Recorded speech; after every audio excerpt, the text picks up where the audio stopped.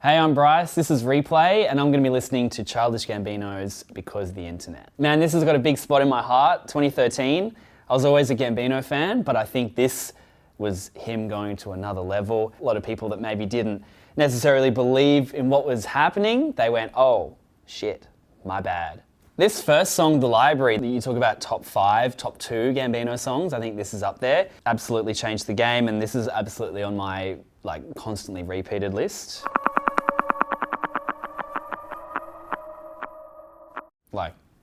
What else is there to say about that, you know what I mean? It just gets to the point. It says so much without saying anything. It came with the screenplay. I remember that was kind of mind-blowing at the time.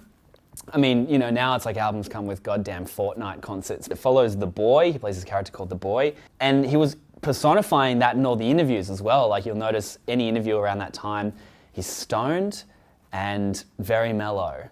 That was on purpose. Always was wearing the same clothes. This is cruel. I remember having heard live snippets of it because he was opening every concert with this song.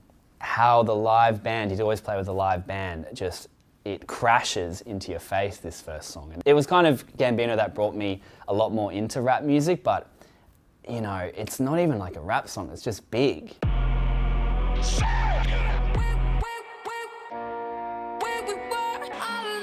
That bit, when you have that in your headphones, turn it all the way up. I remember him coming out, I knew how it would drop because I'd watched all that footage so much. Still put it down like the family dog, yeah? I remember that line.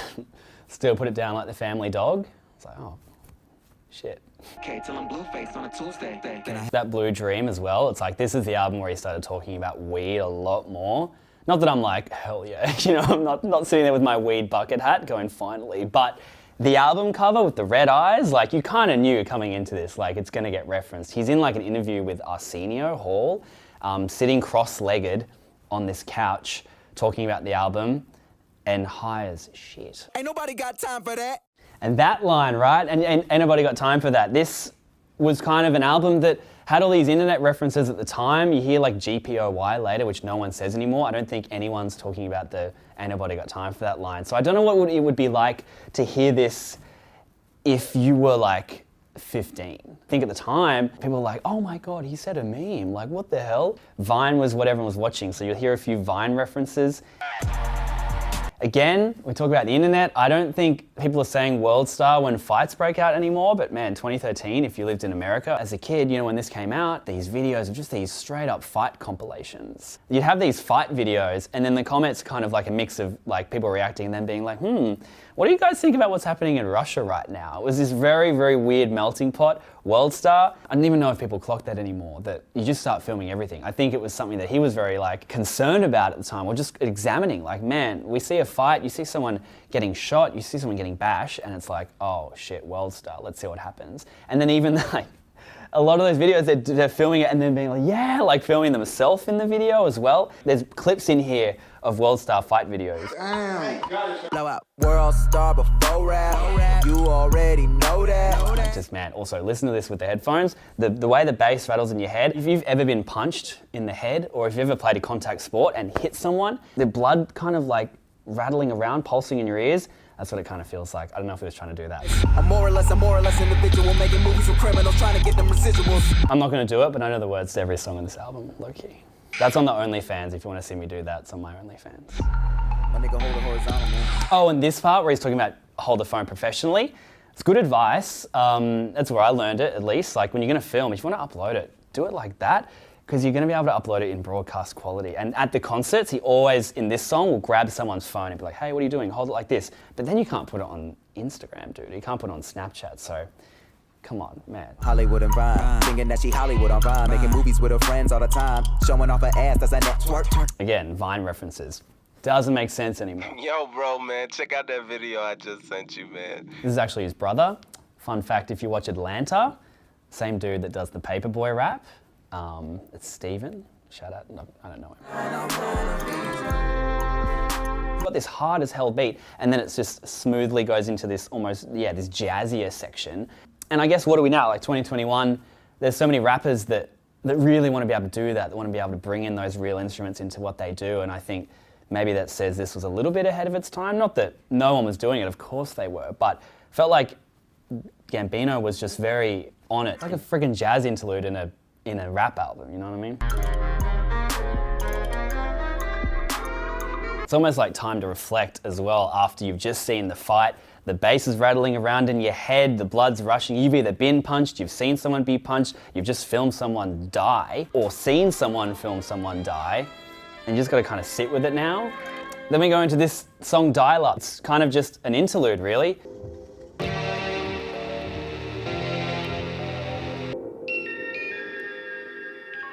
I guess that Dial Up there is like a palate cleanser. We never got that Gambino Chance mixtape, which nowadays I wonder how it would hit. All the online stuff, you had the short film, Clapping for the Wrong Reasons. There's a song on there that I'm so freaking angry never got put out. It's got Trinidad James, Chance, Childish Gambino's in there, and they're all listening to this song that they've made and never got freaking released. Chance doesn't even have a verse in this. What am I saying? He just says, all she needed was some, on loop, but everyone was so excited for that mixtape, which never came out, unfortunately. For some reason, he's smoking weed underwater in this music video. He puts it up to his lips. Does that work? I've never tried it. Sound off in the comments. All she needed was some. All she needed was some. All she needed was some. All she needed was some. All she needed was some. But I was a bit pissed off when I saw the Chance the Rapper feature. I was like, yeah, this is it. This is all he says. So let's check my archive. Oh, this bit. This is the da da da da da da da da da da da da. You know. I'm so immaculate instead of asking what's happening, rather blast a Jackson 5 in the back of an Acura, acting blacker than my house, my house. All she needed was some. And the My House, I mean, this character that he plays in the screenplay is very rich. So there's this constant worry about, are people just friends with me for my money or my connections? And they recorded this whole album in Chris Bosh, the NBA player's mansion. So I mean, again, you're looking around going, man, are you here for the money or are you here for the mansion or are you gonna help? Bought a new bag, 8K, nigga. I remember Googling bath prices after hearing that line. Bought a new bath. I was like, $8,000, is that good or bad? I think it's pretty good, man. I think he's earning a lot of money. You only come around when you want to play pool on my hot tub, ice cream paint job. Again, you only come around when you want to do blah, blah, blah. There was just so many things in here. It's like, oh, this guy that I look up to is worried about all this stuff. He talks about like wetting the bed on his tour bus. It's nice to hear that Childish Gambino wets the bed. He had a Bella Anderson, the porn star, in the short film, in the lead up to this album, and then everyone's like, yeah, they definitely slept together. Whatever you think. It's like, yeah, but he also wet the bed. I had a menage and murdered the vibes. Oh, here we go, exactly. He's like, he had a threesome, the menage, but then, and he says he murdered the Vaj. Sounds like an accomplishment, sounds like a good time. But afterwards, it was awkward as fuck, cause I'm nervous as fuck. You cannot get it up. He was nervous and he couldn't get it up. It's like, man, oh my God. He struggles with these moments as well. Then we have another kind of switch up, which he loves to do in this album. Still no Chance verse. Listening for the first time, you're kind of like, hey, is that coming up now? No, we have Ludwig, his longtime collaborator. Ludwig was doing soundtrack for Community. He's been with him since day one. This is Ludwig's guitar solo, I think.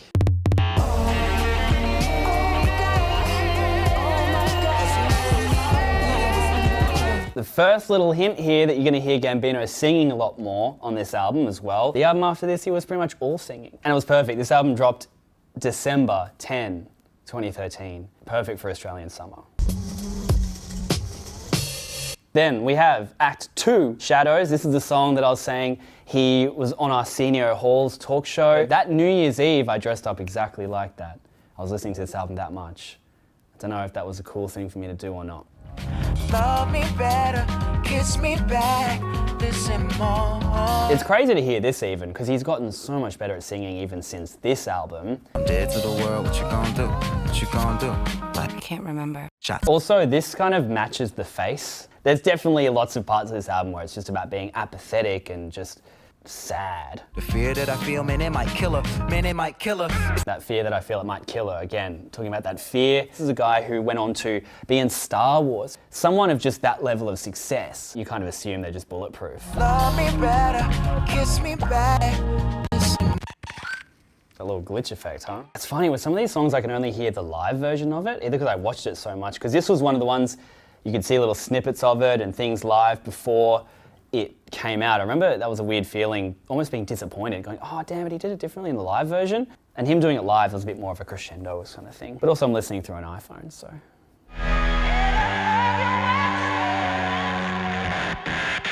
This song, Let's Go.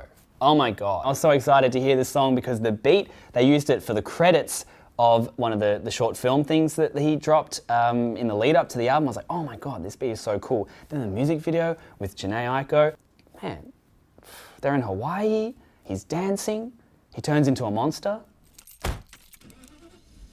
Power 106. And the car sound effect, he does get in the car when this happens in the screenplay, in case you're wondering.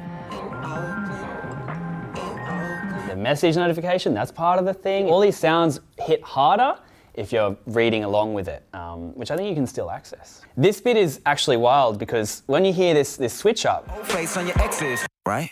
this bit, And we can do the same thing if you want to have at it when your thoughts can't breathe and you're thinking asthmatic and you want to be a mom. And I wasn't mad at it, I was thinking about me. I'll be really bad at it because I'm thinking about me. this is something he's said a ton of times before, and I don't know how it feels to listen back to it now because I'm almost certain who he's talking about in this song, just being a big fan. He's got 2 kids now. He's had them already. She's pregnant right now. Weird how he thought he wouldn't be good at it and then he became a dad before she did. I wonder if that hurt, you know, when she probably would have realized that he went ahead and did it. Weeks in Dubai, 4th of July, house in Kauai, yeah, we can try. So let's try. This is a very easy song to listen to. And then we get to Sweatpants. This is kind of a fan favorite, I think. Very fun to rap along to. That music video where everyone in the restaurant is him. It's kind of funny because like Atlanta now, his show just feels a bit like a Sweatpants music video. It's trippy if that's the word you want to use. I remember I wanted to use this beat for an assignment I was doing, and the guy said it was too scary. I'd never thought of it as a scary song. But now I listen to the beat and I'm like, okay, yeah, if you don't know it, it's like, ooh, what's creepy? I got penthouse on both coasts, pH balance. I thought that was crazy, pH balance. Penthouse on both coasts. Yeah, you got some silverware, but really, are you eating though? And it was that bit that kind of blew my mind a little bit. Are you eating though? Like this idea that, hey, you see all these rappers, you see all of these whoever's on social media, it's fake. Like they're renting cars, the jewelry's fake, they're not making that much money. Yeah, you've got some silverware, but are you actually eating enough nutritionally balanced food to stay alive, or are you sacrificing that to look cool? Of course, now it's a bit more of a common thing to know about, I guess, or maybe I've just gotten less naive that, yes, so many people are just faking it. In 2013, it felt interesting that he said that. Now, that's what Instagram is. Like, everyone knows it's a highlight reel, but it was still something that people weren't necessarily like talking about like that, or we just hadn't got saturated enough yet. I remember him saying in interviews, you wouldn't take a selfie at a funeral. I was like, yeah, right, you wouldn't. Oh my God. It was kind of mind-blowing for me at the time. Breakfast, lunch, and dinners for beginners, you ain't even know. He actually had real money. When everyone was like, oh my God, you're leaving Community to be a rapper? God, what, was there more money? And he was like, no, dude, no, there's no money in rapping. It's all in freaking TV. Of course I'm not leaving for the money. And then we get to 3005. Again, this is the standout from the album. If you're talking about pure numbers, he has admitted that this song didn't even almost make the album. It's kind of not a love song, he said. Hey, are people just liking me for my money? He shouts out, the people he shouts out in here are actually real people. Emily, Fam, and Lorenzo, they're in the video. Fam is like his manager. And he's like, is Fam just here because I'm doing well? He was challenging people to find this secret track. He's like, I've hidden this track sort of on the internet. And it was the acapella of 3005 that would match up to this secret track that he put out. It's a cool remix of this song if you want to hear it. It's funny, I don't know if I'll get hate for this, but this isn't my favorite song off the album. I don't dislike it. I really enjoy Worldstar, Crawl, Telegraph Avenue, even The Party, Sweatpants. Also, oh my God, the last song, yeah, we'll get to that. House full of homies, why I feel so the opposite. Again, he talks about it a lot, but why do I feel so the opposite? I got a house full of homies. I don't know if that's just a famous person problem or like a rich person problem. Confident ain't the half of it. Saturdays with young lavishes. Oh man, the Young Lavishes. You know, that's a reference. If you want to have a good time, look up It's Lavish Bitch on Google, and this kid that was super rich, I don't know if he was pretending or not, and he'd have all these designer clothes, he'd have all this stuff, and he was calling out Kylie Jenner, Kendall Jenner, all these rich and famous celebrities and trolling them and being like, look at all this stuff I have, you could never, you're all faking it. And I think he ended up getting smacked in public a few times, but he was trolling and getting so many celebrities so angry, just literally being like, guess what? I'm rich as hell. And he put up a picture which is one of my favorite things, of these stacks, maybe $10,000, $30,000, attaching them to balloons and letting them just go into the sky, which is so insensitive. Sorry, I'm just scared of the future. Man, if you're scared of the future in this song, I don't know if you want to read those climate change reports that we're getting, but it's good reason to be scared. Nobody out here's got it figured out, so therefore... And then again, hearing that shit, man. Nobody out here's got it figured out. Thank you for saying that, because I thought they did. Because I wanted to be here. I wanted to be in this freaking office and thinking, how did they do it? I didn't know how I was going to get here, you know? So to hear him saying this stuff at the time, at least a little bit takes that edge off of going, okay, you're an adult that I trust who's doing really well, and you reckon no one's got it figured out, so that's good. But then he says he'd lost all hope of a happy ending, so you're like, oh, I just wanted to take that part of it. I don't know if I want to lose that hope. All hope of a happy ending, depending on whether or not it's worth it. So insecure, no one's perfect, we spend it. Again, insecure, we hear about his insecurity. And when I'm long gone, whole crew singing swan song, cause we all just ticking time bombs. That line about we're all just ticking time bombs, he was reading a lot of, I don't know if I said this right, like Soren Kierkegaard is the philosopher, maybe? I remember trying to echo that at this Christmas dinner that year with my uncle, and I was like, yeah, you know, we're all just dying, really. We're all just about to end it soon. And then they all just got very, very, very concerned. Hey, I was just parroting this. I was just like, damn, yeah, life's not that long. Cause when them checks clear, they're not here. How does that feel to hear if you're his manager, fam, who just gets shouted out there, when their check's clear, they're not here? And then he says, because they don't care. Cause they don't care. I wonder how that conversation went. I reckon it was fine. I reckon he was chill with it, but... In my cabin, Labrador yapping, I'm glad that it happened. I mean it, between us. Also, some of these flows just seem very effortless from him. Then we got this big build at the end, beautiful. Love it. Like, if you're listening to this without knowing the screenplay, it's probably a bit just like, that's a nice interlude, but it's almost just a recording of him in a house.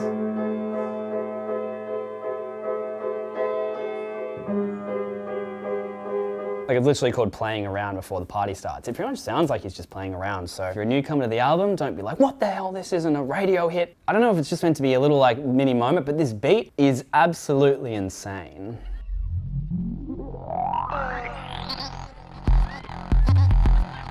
That like the kind of is like a Toy Story character gone evil or something, a squeaky toy gone evil. Who was rapping over that? In 2013, it takes over a minute and we have 30 seconds left just to enjoy this part pretty much. Thought I was done, but that wasn't the case. Get the fuck out of my house. And this, you can hear that there, it's sort of the part of the screenplay where things start unraveling a little bit. He's starting to get sick of it, that everyone's here just because he is connected to wealth, I think, in the screenplay from memory. And of course, he probably has similar things. No exit, he's tripping a little bit in the screenplay. This one, like, you do feel a bit like, listening to it. Don't go, gotta know, please run away. 3 a.m. stare at the ceiling. It feels like some kind of boss level in a video game. It's sort of like you're running around doing called No Exit, for God's sake. Like, I think I like to know where the exits are in a room when I'm in one, so. Playing Lil Durk, this ain't what you want. Man, playing Lil Durk, this ain't what you want. Lil Durk's finally, like, sort of cracked through. This was in 2013, almost 10 years. Persistence pays. He had that song with Drake, but he was killing it before that, man. Yeah. You can hear very, very, very faintly as well, Lil Durk, This Ain't What You Want playing in that when the boot's opening. Death by Numbers is sort of this like reset from memory. Again, it's one of the tracks without the little numbers next to it to indicate scenes and whatever. So you kind of know with those songs they're either like standalone or they're sort of resetting or they're going into another part of the screenplay. If you'd gone back and listened to Worldstar and then Sweatpants and then here we have an almost 6-minute song where we just kind of get to hear how good he is at singing. There's definitely a shift towards the end of the album. It's barely rapping at some of these points, you know? I have a dream. Just a beautiful moment, right? Then we get to Zealots of Stockholm. Man, like, I love Kilo Quiche. It was Gambino that put me onto an artist called Kilo Quiche. She has this perfect voice, just full stop, for like talk rapping. She sings a lot more these days, but I'm telling you, man, I loved it around this time where she was still doing that voice. When everything starts to just twist and fall out from under you.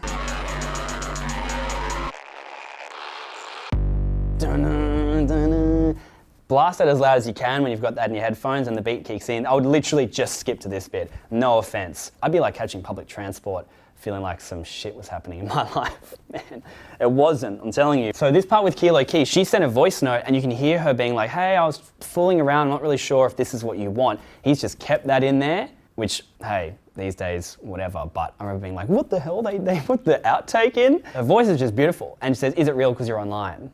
Again, nowadays we know it's not real. We're on Instagram and you know that that's a filter. You know that that's not their everyday life. I think we know that. 2013, I don't know if this stuff's real. Is it real because you're on? And again, for a rap album to have this much range, really fun. Then we get another section at the end. Walk into any Denny's and wait till I'm walking in it with a gun that they 3D printed and finish it. The gun that they 3D printed. It's funny, I think we were really scared of 3D printing at the time. I don't think 3D printing guns is the problem we thought it would be. Then, man, we get to Earn. This is where people were like, holy shit, this guy can sing. Literally just a beautiful stretch of singing. It was actually on the back of another song. He'd sort of split it onto the end.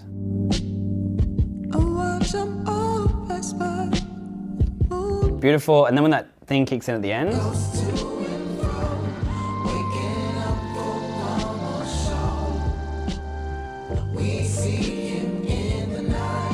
Beautiful, just beautiful. Then Jhené Aiko, who I was talking about being in that music video for Telegraph Avenue, she appears on Pink Toes. Just a very nice he say, she say type of bounce back and forth type song.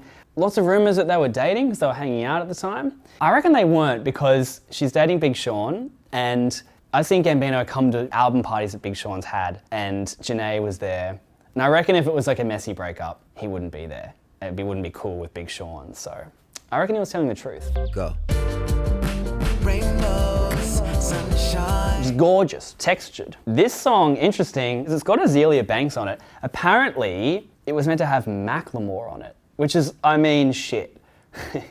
It was around the thrift shop time, but I wonder if he still feels the same about him, because he had the Magician album, Macklemore. To be fair, haven't listened to it, so I have no thoughts on it. Someone should do that for this segment, I reckon, but yeah, what would the Macklemore version have sounded like? Would it have aged? Has the Azealia Banks one aged well? You tell me. Again, you can tell how this album's aged a little bit with this. She got that body.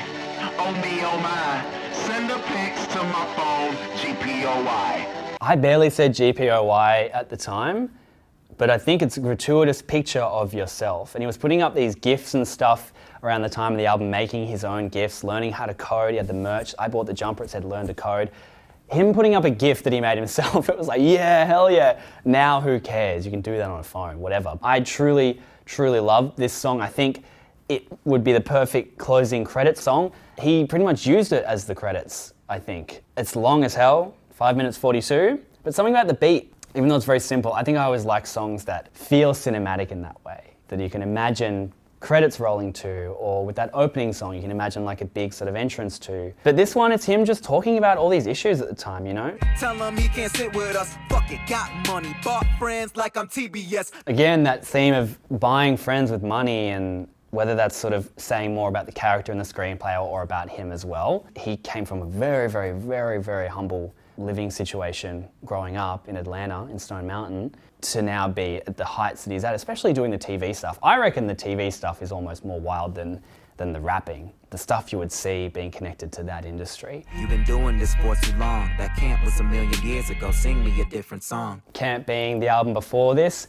Not a million years ago, it was 2 years before that. But I guess the criticism with that was funny. And criticism he'd hear, I think, from people in general, which is ironic given his name, but like, Childish, come on, grow up. You're talking about being 13 on summer camp and feeling left out, and they want him to move on. Look in his eyes, the pain and the burden. I could have stayed where I was and had a life you'd be proud of. I could have stayed where I was and had a life you'd be proud of. I don't think his parents wanted him to stop doing the TV show Community. No one wanted him to do any of this stuff, but looking back, I mean, it freaking worked, which easy to say in hindsight, but it's cool. Help, she texts me, how you gonna trust somebody when you don't trust yourself?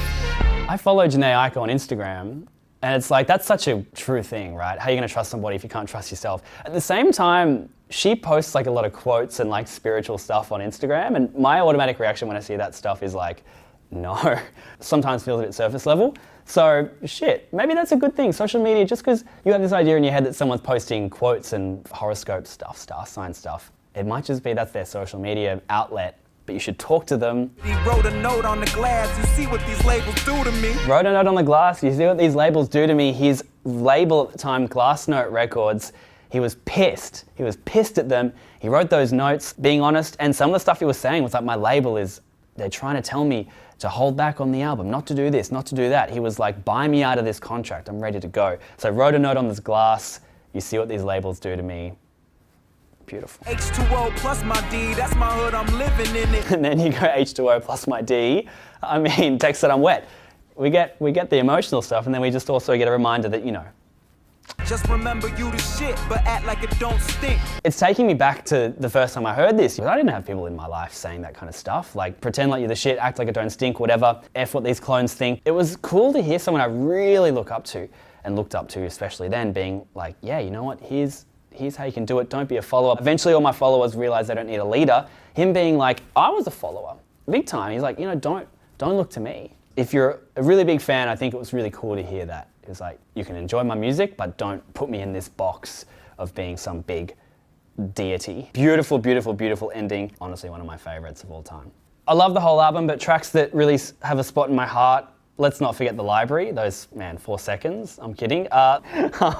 Worldstar, Crawl, The Worst Guys, Telegraph Avenue, I mean Sweatpants, sure. And then Zealots to Stockholm, Life the Biggest Troll. First time I've sat through this sort of front to back for a really long time. Always going to hold a really special spot in my heart. Some hints in there of the direction he might have been taking himself with, you know, Waking My Love and stuff coming out later. So it's nice to let an album sit for a bit. Having that screenplay, it just felt so different. Having that sitting there and going, oh my God, I'm reading along with this. I've never done this before. Put a lot of things into place for me. I think in high school, really loving his stuff and almost turning too much to Childish Gambino as someone that's like, oh my God, he's a successful, funny kind of guy. So like, let's see what he's thinking and saying and doing. And then you get to this album and it's kind of him going, hey, but heads up, like, I got plenty of low moments and stuff like that. You go, oh, which sounds so stupid, but when you're super young, and I wasn't from like a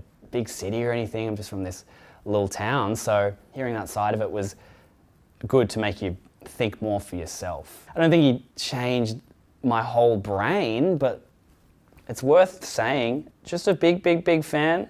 I was really close to him at this club when he came a few years later and they were DJing. I was like literally that far away. But I've never spoken to him before, never met him. That could be dangerous if I did, you know.